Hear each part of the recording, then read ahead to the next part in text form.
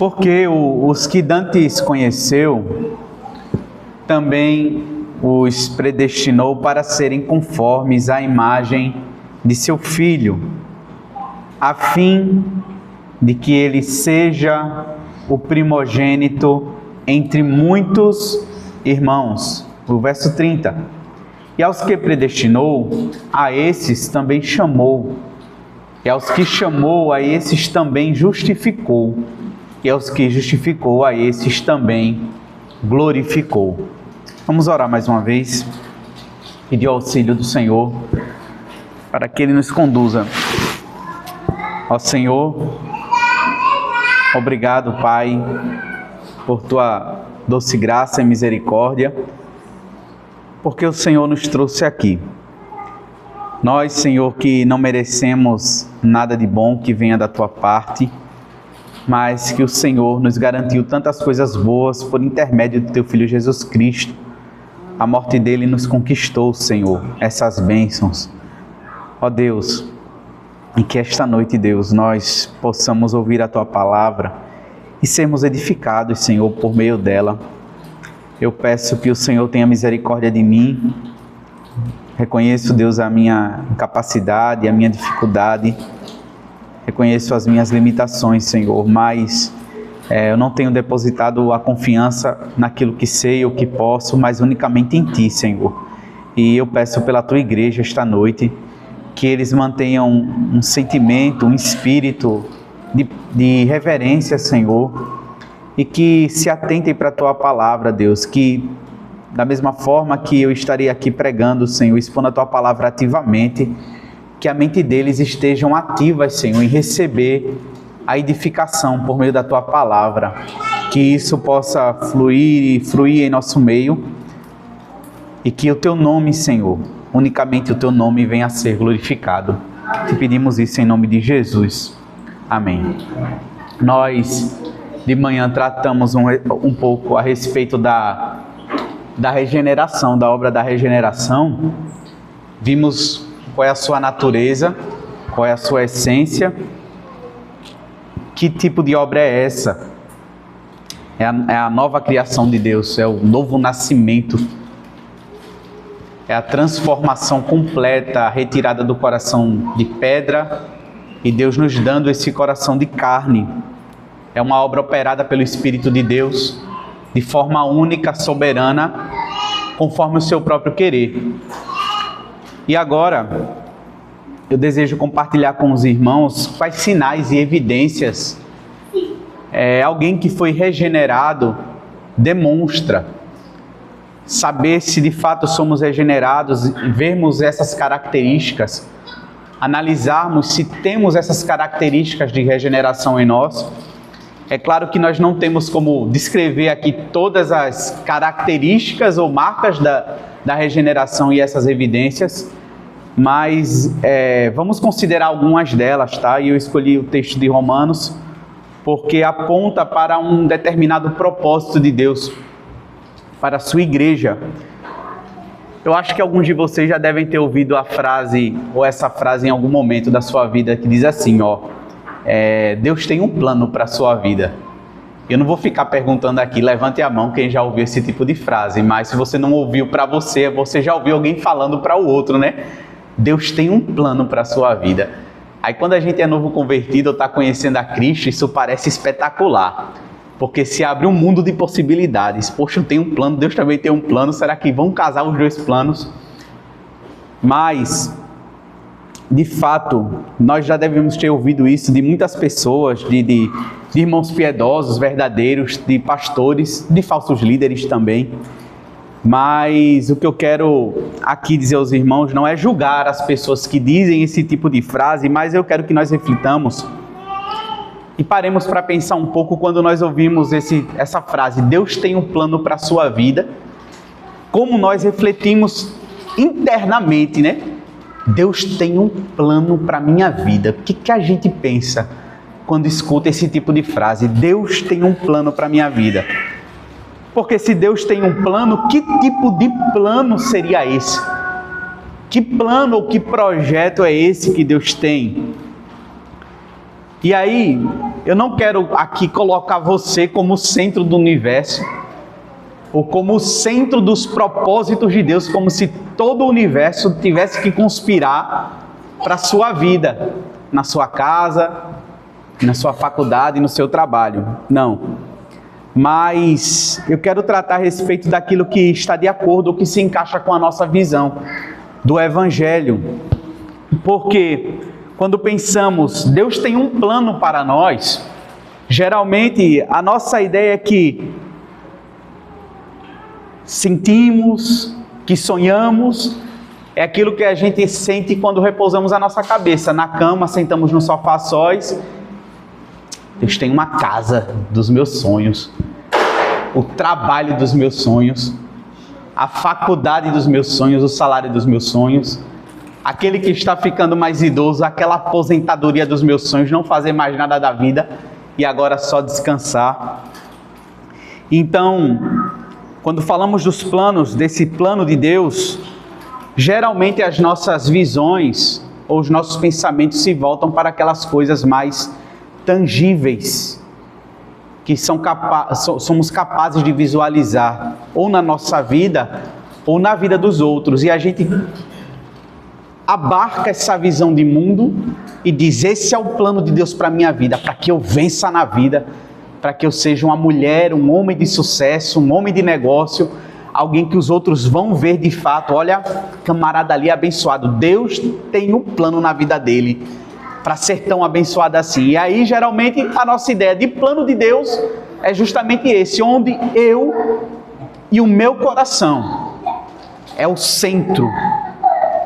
E eu coloco essa vontade, eu coloco esse sonho, esse querer, e apresento ao Senhor. E digo: Deus, talvez esse seja o seu plano para a minha vida. E começamos a ver a providência de Deus em todas essas coisas. E aí projetamos a nossa vida com esse alvo. Conquistar o trabalho dos sonhos, o emprego dos sonhos, o salário dos sonhos, a faculdade dos sonhos, a aposentadoria dos sonhos, a casa dos sonhos. E com frequência nós pensamos nessas coisas, porque isso nos parece muito favorável, que Deus queira fazer conspirar o universo para que tenhamos todas essas coisas. Mas atente-se bem, atente-se bem. O tema é regeneração, e nós vamos falar sobre isso aqui. Atente-se bem. Se Deus tem um plano, e de fato Ele tem, porque Deus não joga dados com o universo, as coisas são aleatórias para nós, para Deus não. Para Deus não. Mas se Deus tem um plano, será que esse plano e esse projeto não é algo muito mais superior, muito mais elevado, muito mais grandioso, muito mais superior do que aquilo que a nossa mente deseja ou pensa? Porque você é capaz de fazer um plano e um projeto e dizer, por causa desse plano e desse projeto, que esse é o plano de Deus. Mas porque você muitas vezes quer colocar a sua mente como se fosse a mente do Senhor. E sob o pretexto de faça a tua vontade, querer que essa vontade seja feita, a sua. Mas será que Deus não tem um plano de fato muito maior? E aí você pode questionar assim: onde é que Felipe quer chegar com essa história de plano, de projeto e de sonho? O que isso tem a ver com regeneração? Continue aí com a sua Bíblia aberta em Romanos capítulo 8. Romanos capítulo 8, verso 28. E eu quero que você se atente para estas palavras do apóstolo Paulo. Abra sua Bíblia e leia Romanos capítulo 8, verso 28. Escute isso aqui, o plano de Deus. E sabemos que todas as coisas contribuem juntamente para o bem daqueles que amam a Deus. E prossegue: daqueles que são chamados segundo o seu propósito. Porque os que dantes conheceu, também os predestinou. E o plano de Deus está aqui, para serem conformes à imagem de seu Filho. Esse é o propósito de Deus. Os que dantes conheceu, Ele também os predestinou para serem conformes à imagem do seu Filho. Mas vamos continuar a leitura. Vamos continuar a leitura. A fim de que Ele seja o primogênito de muitos irmãos. E aos que predestinou, a estes também chamou. E aos que chamou, a estes também justificou. E aos que justificou, a estes também glorificou. E aí vem a pergunta de Paulo: que diremos, pois, a estas coisas? O que falaremos a respeito destas coisas? Se Deus é por nós, quem será contra nós? Aquele que nem mesmo a seu próprio Filho poupou, antes o entregou por todos nós, como nos não dará também a Ele, com Ele todas as coisas? Olhe para cá. Atente-se para os detalhes desses versículos aqui. E notem que o apóstolo quer nos apresentar com tanta beleza. Perceba, esse aqui é o fio ou o condutor, o fio condutor de ouro da nossa teologia. É a corrente aqui que Paulo explana de elos inquebráveis que vão permear desde a eternidade e vão ecoar até a nossa presente era, e que depois vai nos conduzir à eternidade. Perceba, aos que Ele chamou, aos que Ele predestinou, a esse justificou, e Ele também glorificou. Imagine uma âncora de um navio que desce, e você vê vários elos dessas âncoras. E de repente esses elos dessas âncoras descem até o profundo mar e arrasta o navio até que esse navio pare. Mas em um determinado momento essa âncora retorna para o navio. Olha o que Paulo diz: Ele nos predestinou e Ele também nos chamou.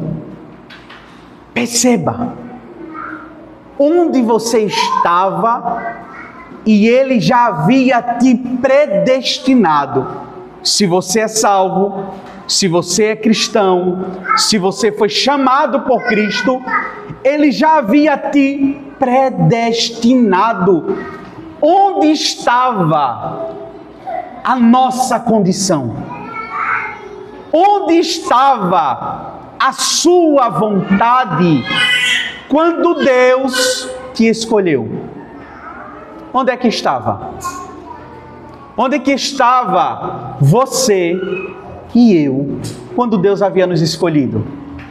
Mas perceba que em um determinado momento Ele nos chamou. E isso ocorreu, e nós tratamos de manhã, não porque havia algum tipo de obra prevista, uma obra boa, uma obra legal em nós. Não, isso ocorre por causa da vontade do Senhor. Então perceba, meus irmãos, que assim um plano de Deus, assim um propósito do Senhor.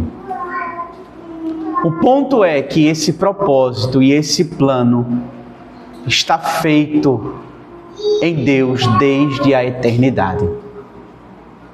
E isso foi estabelecido pelo Senhor.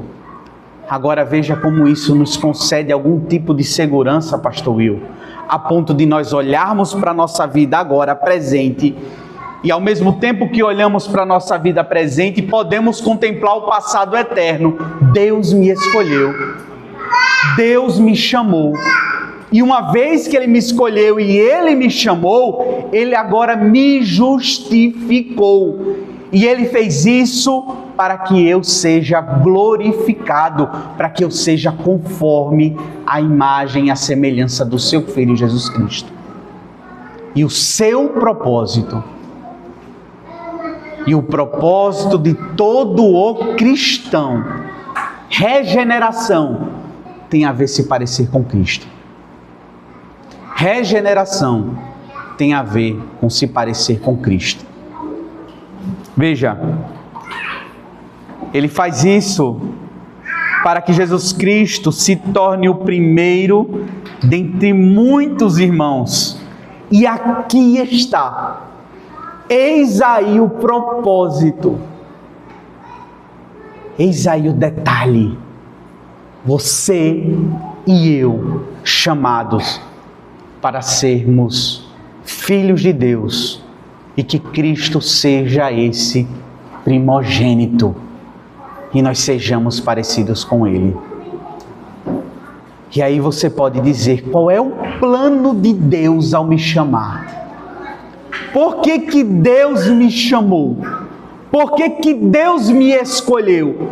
Por que que Deus me vocacionou? Paulo responde, para que você seja semelhante ao Filho de Deus. E esse é um privilégio que o Senhor concede àqueles a quem Ele chama. Parece que isso não é um motivo, talvez, de alegria para quem não saiba o que é o chamado eficaz. Para quem não saiba o que é regeneração. Para quem não saiba o que é repudiar o pecado. Mas para quem foi regenerado, para quem foi chamado, para quem foi iluminado, ser parecido com Cristo é o maior sonho que pode haver. Se eu tenho um plano ou um projeto de vida que eu quero para a minha vida, esse plano e esse projeto é: eu quero ser parecido com o Senhor Jesus Cristo. Se eu tiver que fazer um objetivo de vida, e se eu tiver que traçar planos e projetos, e tiver que sonhar ao repousar a minha cabeça à noite sobre o meu travesseiro, o que eu tenho que pensar não é quanto eu vou ganhar, ou qual vai ser a minha posição daqui a 10 anos, de fato a resposta, eu daqui a 10 anos estarei mais parecido com o Senhor Jesus Cristo.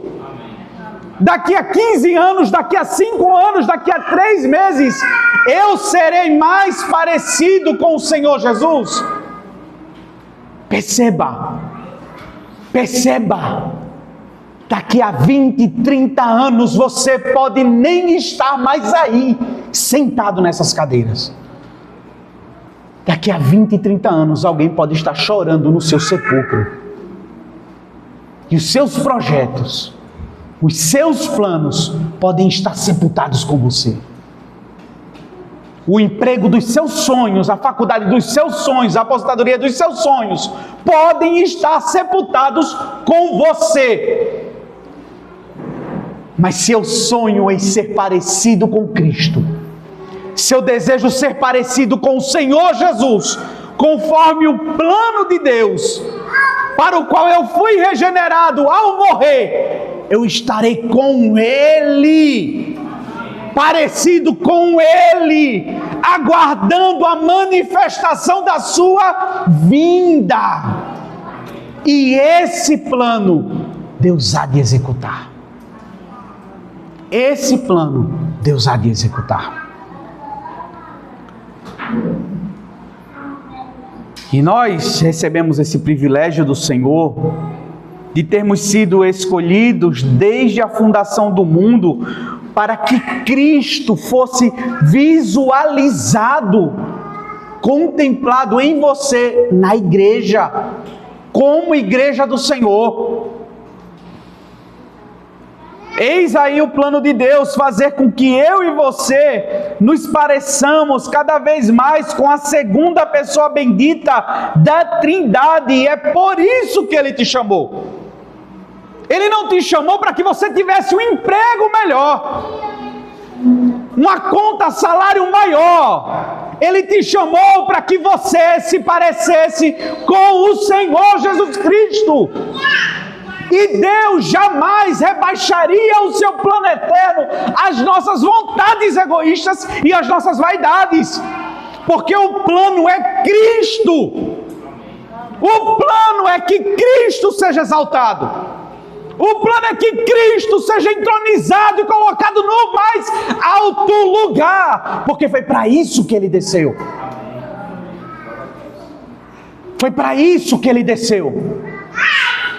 Para levar cativo todo cativeiro, conceder dons aos homens, para que a sua glória fosse manifestada na vida dos seus filhos.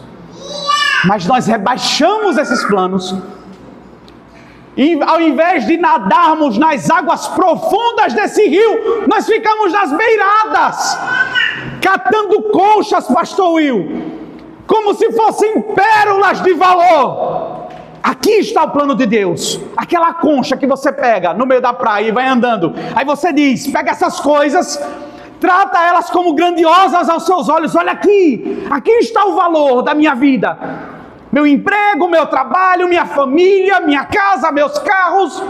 E você trata essas coisas como se elas fossem valorosas demais. E Deus está dizendo, isso aqui são conchas na beira da praia.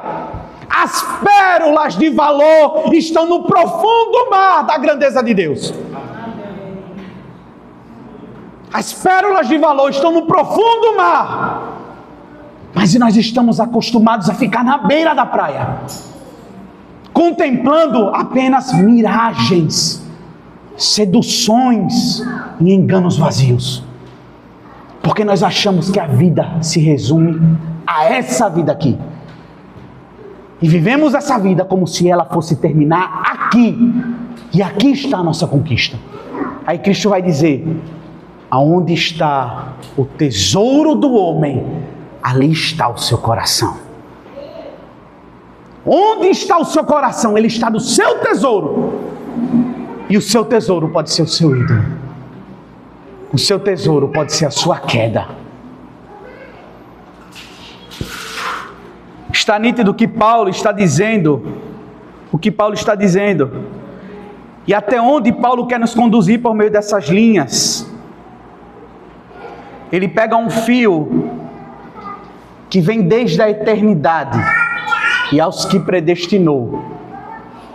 E em um determinado esse fio encontra um ponto, aos que chamou, ele justificou. Mas ele não para aqui. Esse ponto prossegue e vai agora também para a eternidade. Ele também glorificou.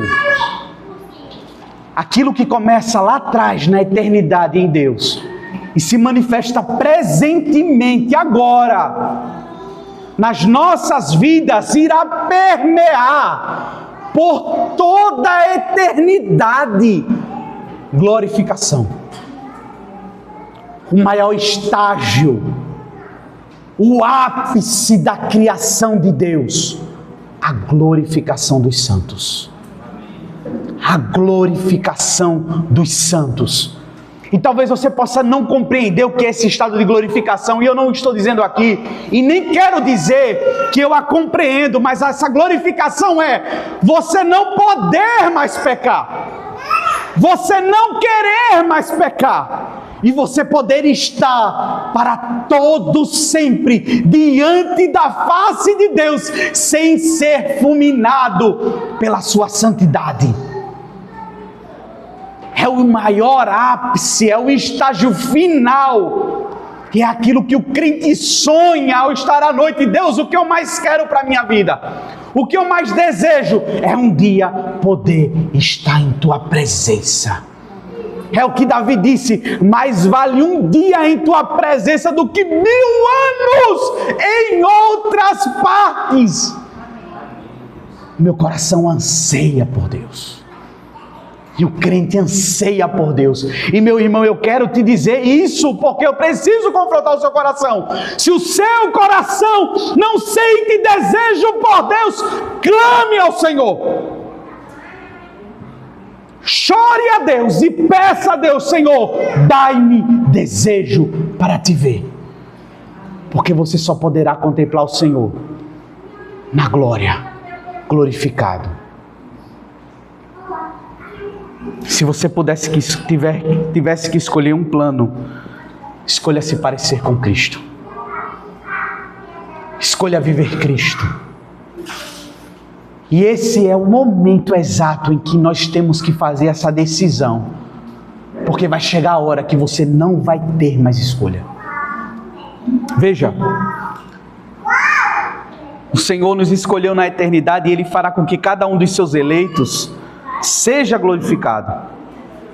Veja a beleza do plano de Deus e como Ele exalta o Senhor Jesus Cristo em nós. Agora, o que isso tem a ver, irmão Felipe, com a regeneração?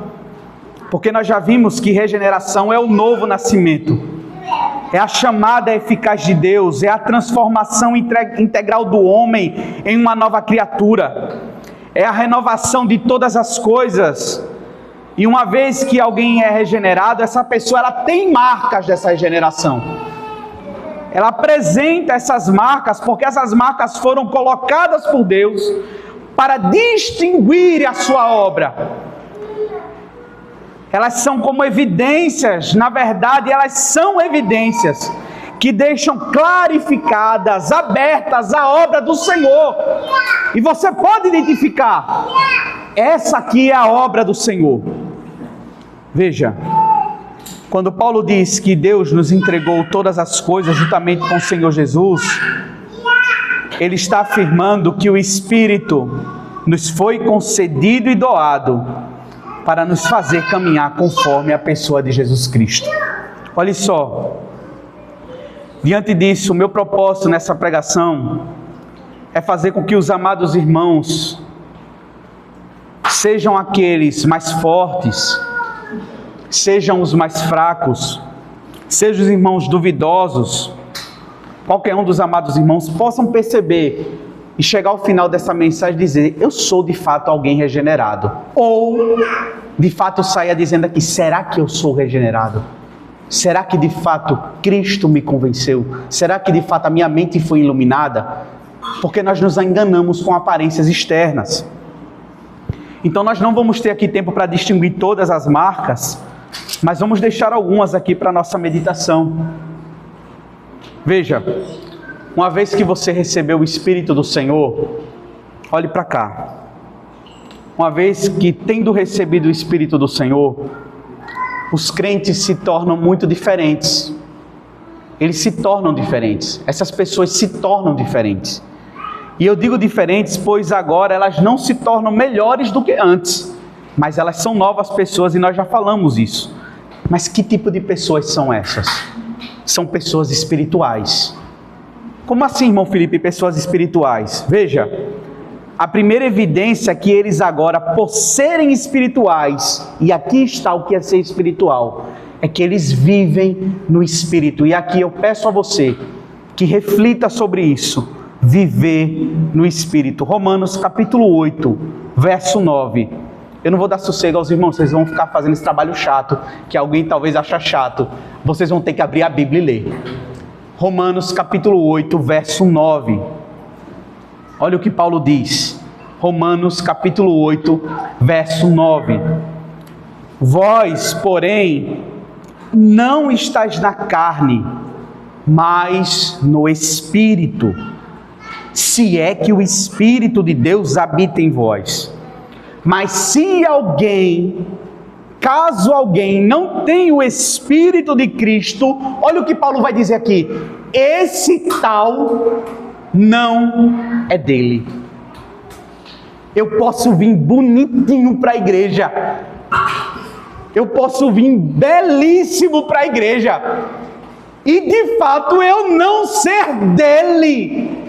Perceba que essas obras externas que nós fazemos devem evidenciar a obra de Cristo, mas pode ser que elas não mostrem, porque o que vai dizer se pertencemos ao Senhor é se o Espírito de Deus habita em nós. E aqui está uma pergunta: o Espírito de Deus habita em mim? Mas Paulo diz: vocês não estão na carne, o Espírito de Deus habita em vós. Estar no Espírito para Paulo é o mesmo que o Espírito habitar no crente. Perceba, como é que eu sei que o Espírito habita em mim? Já parou para pensar? Você não vê o Espírito, você não vê o Espírito, você não toca o Espírito, você não manuseia o Espírito. Já viram aquelas igrejas que jogam bola de fogo no povo e o povo cai? E ele diz que aquilo ali é o Espírito. Não! Você não manipula, você não manuseia. Você não convence o Espírito de algo. O Espírito não está submetido à nossa vontade. Mas Paulo diz, se alguém tem um Espírito, o Espírito habita nele. Essa é a primeira evidência de que você foi regenerado.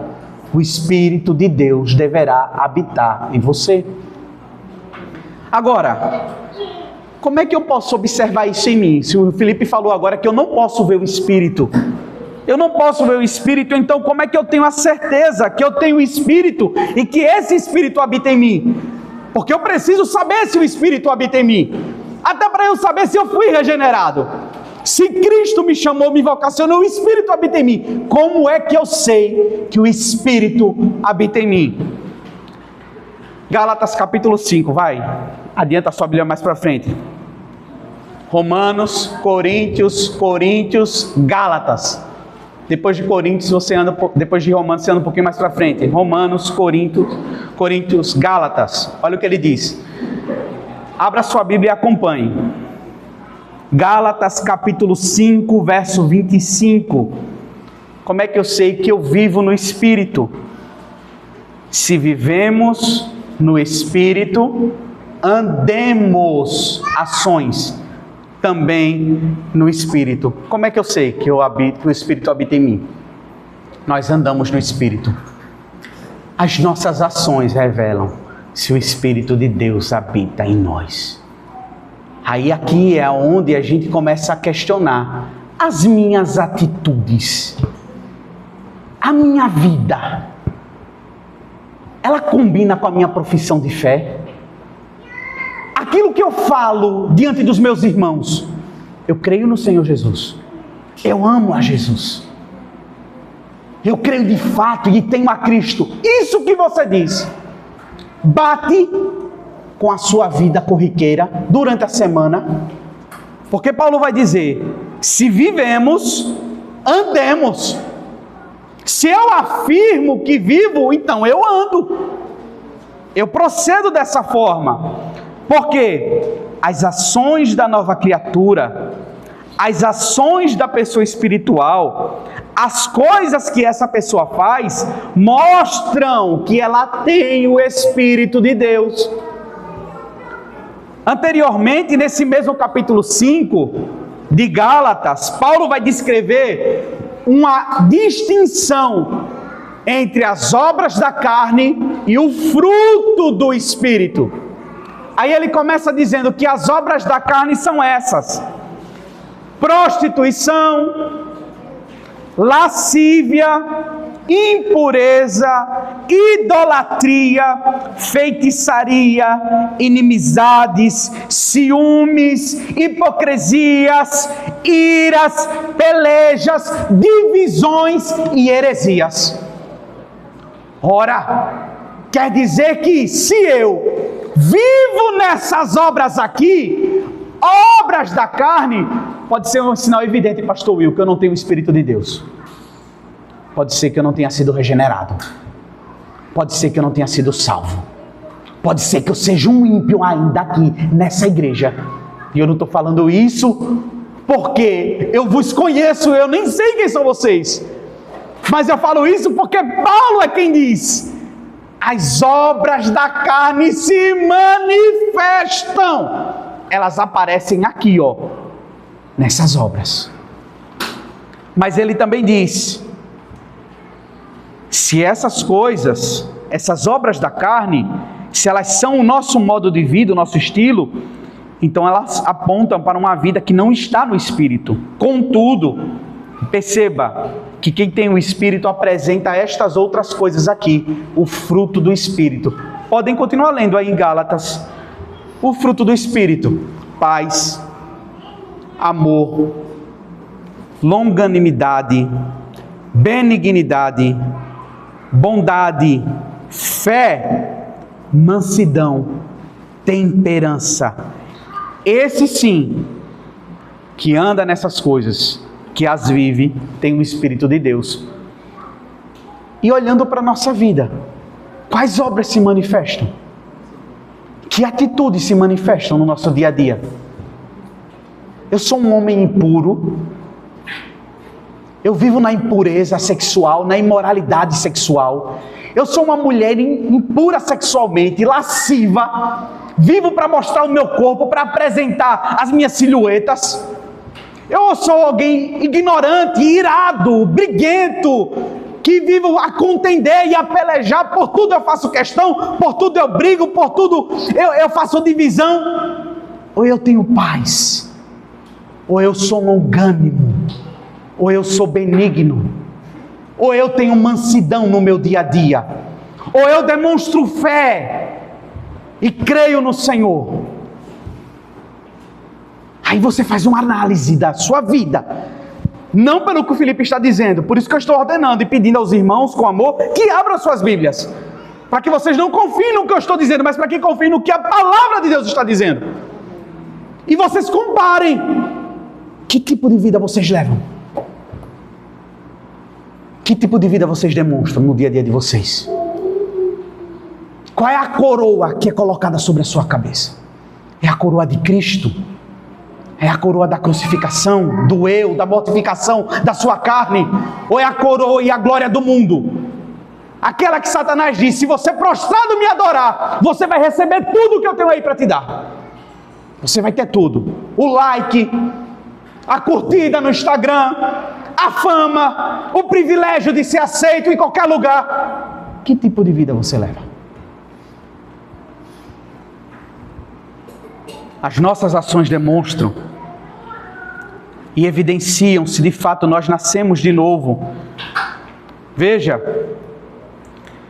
essas pessoas aqui, nascidas de Deus, regeneradas, nós estamos falando dessas marcas, são as que têm a mente para as coisas do Espírito. E aqui eu já vou falar de outra evidência, porque nós falamos de andar no Espírito, nós falamos da obra da carne e do fruto do Espírito, e agora vemos a mente do Espírito.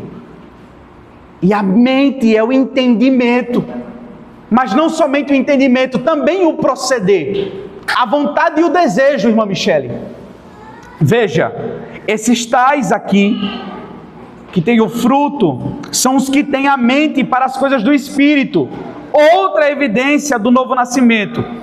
E essa mente do Espírito faz com que a alma do nascido de novo se incline. Meu irmão, se atente para isso. A mente do Espírito vai fazer você se inclinar para as coisas do Espírito. E a pergunta que eu vou fazer a você, porque eu preciso lhe indagar para que você se julgue: a sua mente se inclina para as coisas do Espírito? Quantas vezes você pensa em Cristo ao longo da semana? Quantas vezes você pensa em pegar as Escrituras e meditar nela durante a semana? Responda: nenhuma vez, irmão Felipe. Não tem um dia que eu pegue nas Escrituras, não tem um dia que eu me dedique à oração, não tem um dia. Será que isso é a mente do Espírito? Porque a Bíblia vai dizer que quem tem a mente do Espírito se inclina, ele pende para as coisas do Espírito, porque a sua mente é concedida por Deus, e Deus vai conceder uma mente que se revele ou que se mostre para Ele. Veja, essa mente faz com que a alma do nascido de novo se incline para as coisas espirituais. A sua mente passa a ser levada, conduzida, guiada, apontada para a obra do Espírito. Volta lá para Romanos, capítulo 8, verso 5. A gente vai andar um pouquinho hoje na Bíblia. Romanos, capítulo 8, verso 5. Olha o que Paulo vai dizer aqui.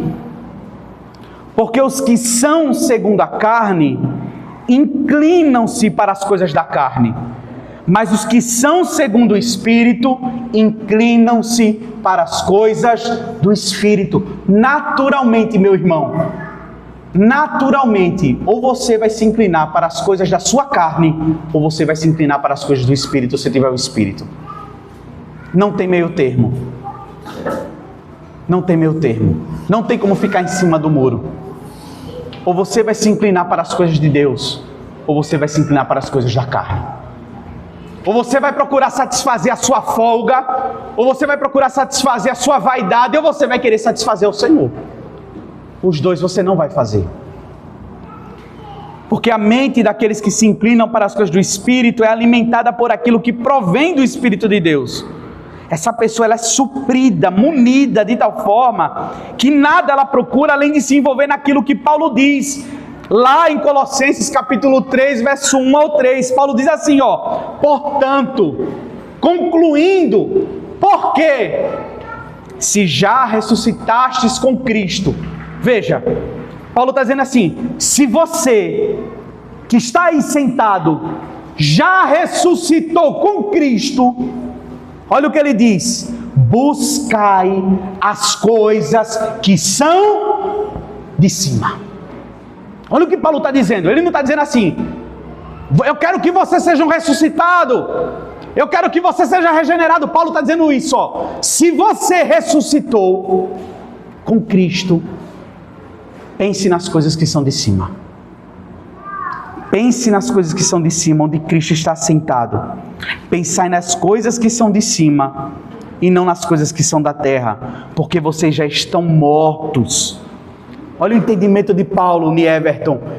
Vocês estão mortos e a vossa vida está escondida com Cristo. E é por isso que o crente pensa nas coisas do alto, nas coisas de cima, porque ele já morreu e agora ele ressuscitou. Regeneração. Ele está morto para o mundo, crucificado o velho eu, e agora ele vive uma nova vida para Cristo. Prática no que você mais medita.